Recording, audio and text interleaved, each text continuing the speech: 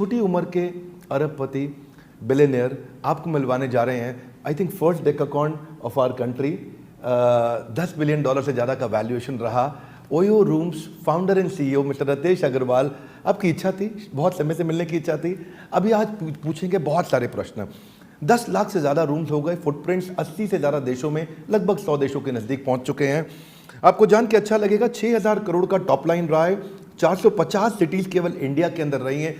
रितेश अग्रवाल जी उड़ीसा से आते हैं, कॉलेज के ड्रॉप आउट, 12th पास करके सीधा बिजनेस के अंदर बाद में गए, दुनिया भर में घूमे और आज देखते ही देखते फास्टेस्ट एक्सपैंडिंग होटल चेन माना जा सकता है। आज दुनिया में बहुत नाम किया है ओयो ने।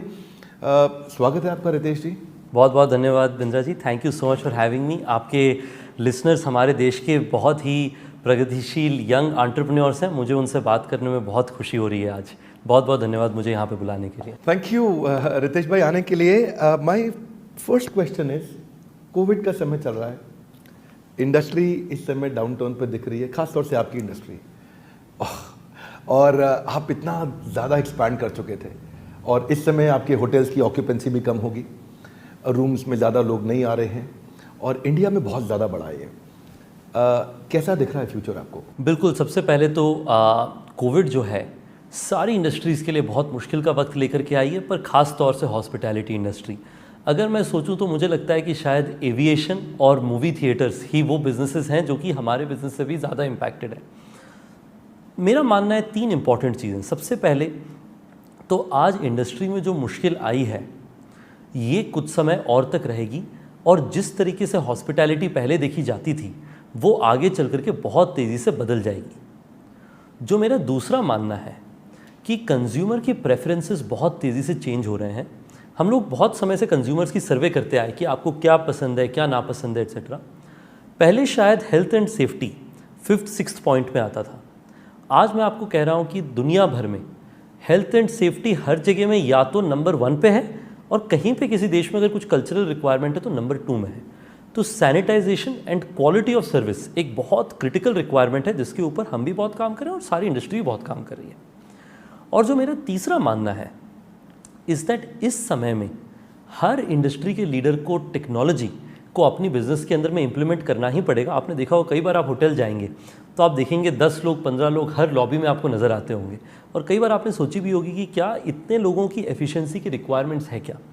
आज कोविड हमारी इंडस्ट्री को फोर्स कर रहा है ज़्यादा ऑप्टिमली ऑपरेट करने के लिए। बहुत सुंदर। तो मेरे ख्याल है अनऑर्गेनाइज्ड इंडस्ट्री से लोग ऑर्गेनाइज्ड अफोर्डेबल में प्रॉपर्टी में आके रहना चाहेंगे, जहां उनको लगता है कि सैनिटाइजेशन अच्छा रहेगा। कितना एज है आपका सर? अभी मैं 26 साल की उम्र। 26 साल। So amazing. 26 साल के सेल्फ मेड बिलियनियर से आज आपको मिलने का मौका मिल रहा है। रितेश जी, आगे क्वेश्चन पूछने से पहले मैं ज़रा बैकग्राउंड दूंगा। बड़े 5 स्टार होटल्स का टोटल एड्रेसेबल मार्केट साइज 10% से कम था, और छोटे होटल्स, मुंबई में रहना कठोर है, और मुंबई में रहते हुए आपने 600 से ज़्यादा प्रॉपर्टीज़ वहाँ बिल्ड करी, डेवलप करी, और एक बड़ी मार्केट को आपने एक्वायर किया। पर जैसे जैसे बड़ी मार्केट को एक्वायर करते हैं और जैसे जैसे आप स्केल करते हैं, स्केल करते वक्त कई बार अगर कोई गलती को स्केल कर दें तो वो बड़ी हो जाती है। तो ऐसा कई बार हमने अखबारों में पढ़ा और सुनने में आया कि आपके जो प्रॉपर्टी ओनर्स थे वो आपसे कुछ नाराज़ रहे, और वो थोड़ा ओयो के ख़िलाफ़ भी खड़े हुए, और उन्होंने कहा कि ओयो की प्राइसेस चेंज होते रहते हैं। और आपने एक समय पे उनको कमिटेड रेवेन्यू का भी नंबर दिया था, जो कि पूरा नहीं होने पे उनको मुश्किलें हुई, और ये झगड़ा बीच में कुछ दिन के लिए बढ़ता हुआ दिखाई पड़ा था। फिर आपने इसको मैनेज कैसे किया? बहुत अच्छा सवाल है बिंद्रा जी, और मुझे लगता है कि आपके व्यूअर्स के लिए भी ये इंटरेस्टिंग होगा, क्योंकि भारत के अंदर में अगर आप देखें तो बहुत सारी कंपनी नहीं हैं जो कि छोटे छोटे बहुत लार्ज इकोसिस्टम्स के साथ पार्टनर करती हैं। हमने भारतवर्ष में सिर्फ 19,000 होटल और होम ओनर, दुनिया की जो हमारी 93,000 है उनमें से लगभग 19,000 हमारे पास सिर्फ भारत में हमारे पार्टनर्स हैं। तो मैं इस हमारे जवाब को 4 हिस्सों में बांटूंगा। सबसे पहले, ओयो का जो प्राइमरी बिजनेस मॉडल है, जो कि छोटे होटल्स होते हैं उनको हम लोग जाकर के 4 से 5 चीज़ें मुहैया करवाते हैं। हम उन्हें काम देते हैं, हम उन्हें ब्रांड देते हैं, हम उनकी जो थर्ड पार्टी दूसरी वेबसाइट्स में मार्केटिंग होती है, चाहे वो ऑनलाइन ट्रैवल एजेंट हो, ऑफलाइन ट्रैवल एजेंट हो, उसमें मार्केटिंग में बेहतरी के लिए मदद करते हैं। हम उन्हें तकनीक देखते हैं, चेक इन चेकआउट और वो सारी सिस्टम्स के लिए। और हम उनकी CRM, customer relationship management, loyalty program, ये सब मैनेज करते हैं। जो ओयो का बिजनेस मॉडल काफ़ी समय से रहा है वो ये है कि हम आपको ये 5 सर्विस देंगे, इन सब के द्वारा आप देखेंगे कि आपकी ऑक्यूपेंसी 30 से 40% यानी कि 2 से ढाई गुना पहले से बढ़ जाएगी हमारे साथ जुड़ने के बाद। वो करने के लिए हमें आपसे ब्रांडिंग, हमारी टेक्नोलॉजी आपके होटल में रहना और प्राइसिंग, ये 3 की सिस्टम्स हमें एनेबल करने की ज़रूरत पड़ेगी आपके होटल में ऑलमोस्ट एंटायरली। ये हमारा प्रोपोजिशन रहा हमारे पार्टनर्स के लिए, जिसमें आपको जानकर के बड़ी इंटरेस्टिंग चीज़ रहेगी। 95% जो हमारे होटल पार्टनर हैं भारत देश में, जनवरी के आसपास भी प्राइमरीली हमारे साथ नॉर्मल रेवेन्यू शेयर कॉन्ट्रैक्ट में थे। लगभग 5% होटल ऐसे थे जहाँ पे मिनिमम गारंटी या ऐसा कोई चीज़ का प्रावधान था।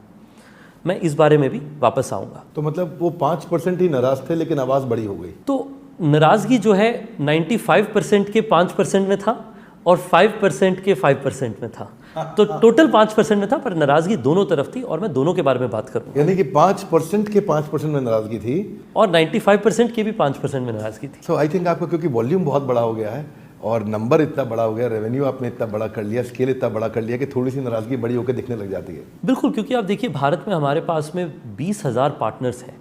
अगर आप 20,000 पार्टनर्स में अगर हमसे 5% या 3% ओनर्स भी नाराज़ हैं तो those are hundreds of hotels, और ये हमारी जिम्मेवारी बनती है कि हम हर होटल ओनर के साथ में जो भी कोशिश करके हमारी बेस्ट पॉसिबल रेजोल्यूशन दे पाएँ। कैसे फिक्स किया आपने इसको? तो देखिए 2 बड़ी प्रॉब्लम्स हमारे पार्टनर्स की भारत में निकल करके आई, जैसा कि आप भी मुझे बता रहे थे जो आपके सजेशंस थे। सबसे पहला सवाल जो कई बार उठता है, इसकी आपकी पॉलिसीज़ कई बार चेंज होती रहती हैं। जैसे कि मान लीजिए हमारी 3C पॉलिसी हो, जो कि हमारे कस्टमर्स को अगर सर्विस बुरी मिलती है तो हमारे पार्टनर को क्रॉस मिलता है, जिस पे अगर आपने अच्छी सर्विस दी तो आपको अवार्ड भी मिलता है और अगर आप बुरी सर्विस देते तो पेनल्टी भी मिलती है। और इस तरह की कई सारी छोटी छोटी पॉलिसीज़ हों। तो इससे कस्टमर तो थोड़ा खुश हुआ, करेक्ट, लेकिन होटलियर परेशान हो गया। करेक्ट। तो कस्टमर तो बहुत खुश हो गया क्योंकि उन्हें पता है कि पार्टनर इंश्योर करेंगे कि उनकी सर्विस अच्छी रहे।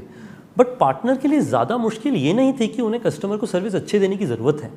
उनका सवाल ये था कि आप आकर के हमसे डिटेल में बात करिए इस चीज़ के लिए।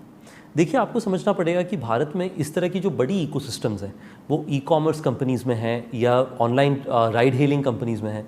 वहाँ पे जो है जब भी उनको पॉलिसी चेंज करनी होती है, मान लीजिए कोई ई-कॉमर्स कंपनी कहना चाहती है कि अगर आप डिलीवरी की डेट 2 दिन ज़्यादा करेंगे या फिर काउंटरफीट गुड्स होगी तो आपके ऊपर फ़ाइन लगेगा, और अगर टाइम पे डिलीवर करेंगे तो आपको बेनिफिट मिलेगा।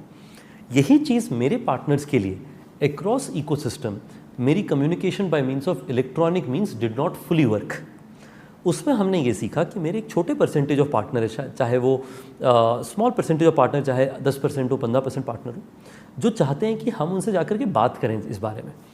उनको इससे तकलीफ नहीं है कि हम कस्टमर को बेहतर सर्विस देना चाह रहे हैं और हम हमारे पार्टनर्स को अलाइन करना चाह रहे हैं उसके लिए। पार्टनर्स मतलब अब होटल ओनर्स की मैं बात कर रहा हूँ कि हमारे होटल ओनर्स का सबसे बड़ा ये था कि आप बात करिए इस बारे में। तो इसके लिए अभी हमने क्या किया बिंद्रा जी, हमने एक सैम टीम सेटअप किया है। इनका काम है account manager, strategic account manager. इनका काम है अकाउंट मैनेज करना हर प्रॉपर्टी को, इंश्योर करना कि अगर जो हमारे पार्टनर्स को फ़ोन में ज़्यादा बात करने की ज़रूरत है या उनसे एक स्पेशल पर्सनलाइज्ड एक्सपीरियंस की ज़रूरत है, जब भी कोई पॉलिसी हम चेंज करें, हम उनके साथ बियॉन्ड द लीगल रिक्वायरमेंट उनसे फ़ोन में भी बात करें।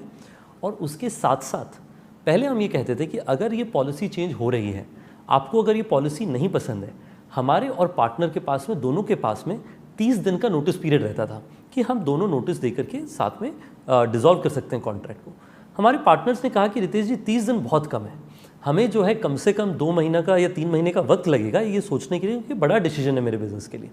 तो हमने समय भी अभी एक्सपैंड कर दिया है कोई भी पॉलिसी चेंज का। पर दैट सेड, कस्टमर की इंप्रूवमेंट के लिए इकोसिस्टम में हर तरह की कंपनी पॉलिसीज़ लेकर के आती है in order to ensure integrity रहे। और मुझे नहीं लगता हमारे पार्टनर्स को उससे प्रॉब्लम रहा, हमारे पार्टनर्स को उसकी कम्युनिकेशन और एंगेजमेंट के तरीके में प्रॉब्लम रहा, और उसके ऊपर हमने इंप्रूवमेंट्स करी। मैं समझ रहा हूँ कम्युनिकेशन का जो प्रॉब्लम है वो ऐसा है कि जो होटल का ओनर है उसको अपना बिजनेस तो करना आता है, होटल चलाना आता है, पर आपके online contract, online communication change, online policy, आप में टेक कंपनी, आप लोगों ने स्पीड से उसको बिल्ड किया। बहरहाल ये समस्याएं आती हैं और आपने इसके कई उपाय निकाले, मुझे अच्छा लगा सुन करके, और आपने चीज़ें फिक्स करी। आपके अभी पार्टनर्स का सेटिस्फैक्शन लेवल कैसा है इस समय? मुझे बहुत खुशी है बिंद्रा साहब ये बताने के लिए कि पिछले 2 महीने में लगभग 84,000 रूम्स और 3600 न्यू पार्टनर्स आकर के हमारे साथ जुड़े हैं। और जो हमारे पास्ट वाले पार्टनर्स थे उनकी लॉयल्टी हमारे साथ में बढ़ी है। उसके मेरे हिसाब से 3 बड़े कारण हैं। सबसे पहला, हमारी जो फीडबैक ऑफ पॉलिसी और रिकॉन्सिलिएशन थी उस पर हमने बहुत बदलाव और इम्प्रूवमेंट किया था जनवरी से ही, तो उसका जो रिज़ल्ट है हमारे पार्टनर्स में अभी दिखना शुरू हुआ था और हमने कई सारे लोगों के लिए नया वर्जन अभी रिसेंटली भी रिलीज़ किया है। दूसरा जो मैंने चीज़ देखी कि हमारे पार्टनर्स को बिज़नेस की रिक्वायरमेंट और ओयो का सपोर्ट आज के दिन में और ज़्यादा चाहिए, जिस कारण से हम लोग हमारे पार्टनर से और डीपली जुड़ते जा रहे हैं।